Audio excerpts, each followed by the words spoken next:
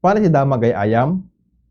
Makaalan iti tiket ni Beros Muhammad Mujde iti Beros Elite Swimming Team para ti Southeast Asian Age Group Swimming Championships ang mapasama kiti Kuala Lumpur, Malaysia, kalpasan ang naabot na iti qualifying time iti 200-meter butterfly event.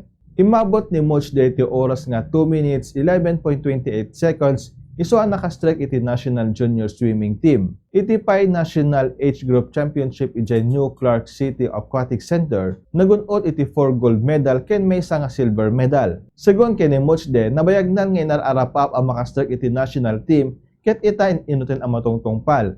Iso determinado nga agtuloy nga agsanay tapno mapasaya iti performance na. Detan ti damagay ayam para iti Bombo News and Views, siya ni Bombo Jonathan Cabildo and this is Bombo Radio Philippines, the #1 and most trusted source of news and information basta radyo. Bombo!